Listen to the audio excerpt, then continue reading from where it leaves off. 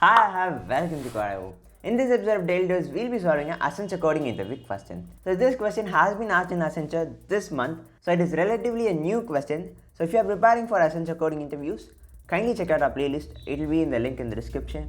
Let us move on to this question.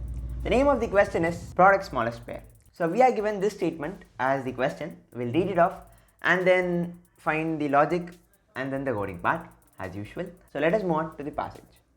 So define product smallest pair. So we are given a function named product smallest pair. We have to complete this function, of course. We are given two inputs, sum array, and we also have the length of the array as n. Implement the function to find the pair.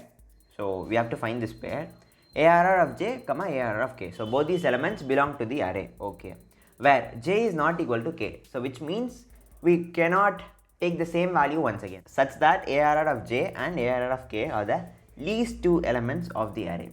So arr of j and arr of k must satisfy this condition, which is arr of j plus arr of k is less than or equal to the given sum, and this pair should have the least sum among these pairs which satisfy this condition. So we'll clear this up in a minute using the sample input. It is a bit confusing. We'll see it now. And return the product of the elements of this pair. So we have to find the multiplication product of the answer that we find from the previous step. So we'll see the sample inputs now, and before that we are given a note which says that we have to return -1 if the array is empty or it is less than 2. Of course, if the total number of elements is less than 2, we can't form a pair. We need 2 elements to form a pair. So if it is less than 2, it means we cannot form a pair. And if it is, there are no such pairs that satisfies our condition, we have to return 0. So let us move on to the sample input. So we have the sum here 9, and an array is given to us 5, 2, 4, 3, 9, 7, 1. So what do we have to do? We have to find the pair that is present in this array. 2 elements, 2 distinct different elements. Okay, so we have to find those elements that add up to a value that is less than or equal to the given sum, that is in this case 9. So let us take 5 plus 2. So the first 2 elements, 5 plus 2 is 7. 7 is less than or equal to 9, that is true, but we cannot take this as the answer. Why is that? Because we have to find the pair that has the least sum among all the pairs that satisfies this condition. So 5 plus 2 is 7, but 5 plus 1 is just 6, which is less than 7. So do we have to take 5 plus 1 then? No. We have 1 plus 2, which is 3, which is the least among all these pairs, right? And that also is satisfying the condition 3 is less than or equal to 9, which is correct. So in all those pairs which satisfies the condition array of I plus array of j is less than or equal to 9, we have to find the least pair which satisfies this condition. So first we have to do this, and then after finding the correct pair we have to multiply those numbers and return it. That part is really easy. So we have to just focus on the part where we find those pairs. So there are 2 methods to solve this problem. They are essentially the same core concept, but one is faster to code and the other is faster for the computer to implement. We'll see both the implementations, and we'll start with the first one. So the first one is to find the middle element, the minimum element and the second minimum element. So what do I mean by that? So we are given this array, right? So as we saw, we have to find the smallest pair which add up to the given sum. In this case the sum was 9. So at last we ended up with 1 and 2. If you observe really closely, 1 and 2 are the minimum and second minimum value of this array. So we ended up with 1, 2 at last, which satisfied this condition, and also it is the least sum. So if we are given an array, we find the minimum element and the second minimum element. If their sum satisfies a condition, it means they are the answer, because no matter what other element we take, their sum will be greater than this element, of course, because this is the minimum values. Hence when they add up, we'll get the minimum sum. It is that easy. In this case 1 and 2 are the pair that we need, but if the minimum pair itself in this array is, let us say, 7 and 5, so 7 plus 5 is 12. 12 is not less than or equal to 9. So in that case our minimum element itself will not satisfy the condition. So if we take any other element, so it will obviously be greater than this element because this is our minimum sum. If we move on to any other element in this array, we'll have a sum that is greater than this, of course.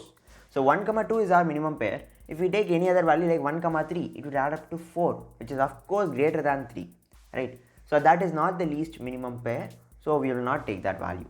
So the minimum value and the second minimum value is the obvious pair that we need to find. So obviously the order of n approach would be to traverse this array and then find the minimum and second minimum pair. We'll have the minimum and second minimum value as the first 0th index of the array, and then we'll move on from the first array, first index. So the first value is 2. Is 2 minimum is 2 less than 5? Of course it is true, hence the minimum value is changed as 2. And the current minimum value will be stored in second minimum, but in this case it is 5, so we do not see any change.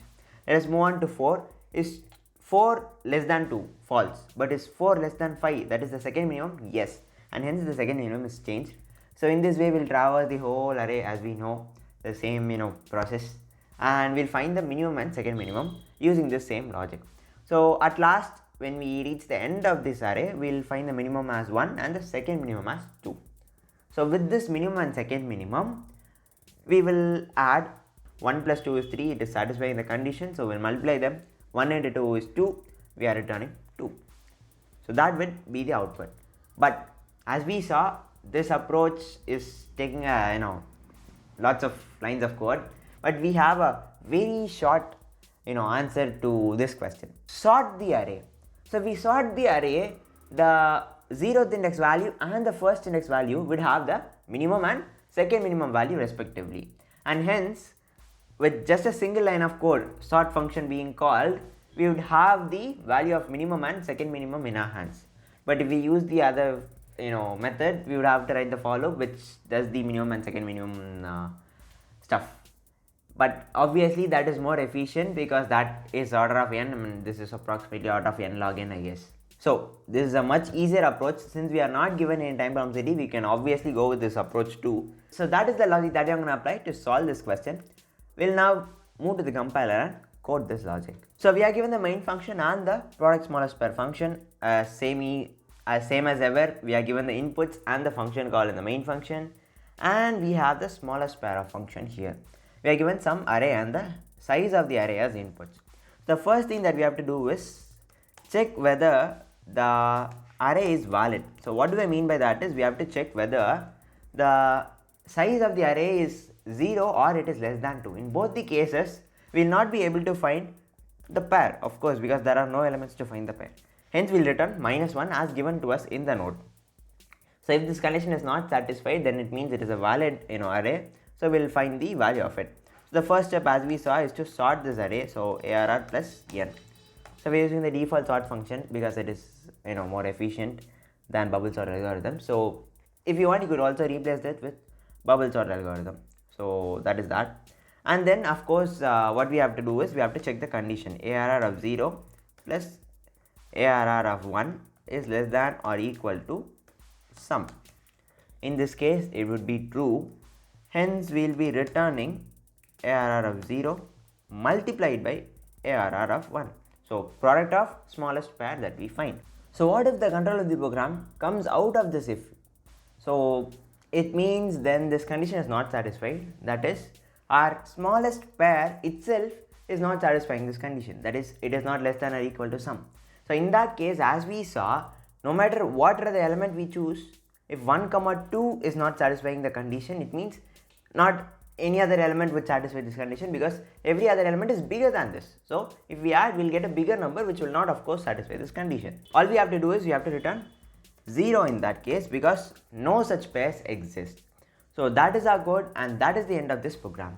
So we'll run this code and verify our output now. And our answer should be 2, of course, as we saw 1 times 2, that was our output, so that is what we get. So if we pass the values sum is equal to 4 and the array 1, 3, 1, 56, 17 as the inputs to the smallest pair of function that we just completed, what would be the output that we'd get? Let me know your answers in the comment section below.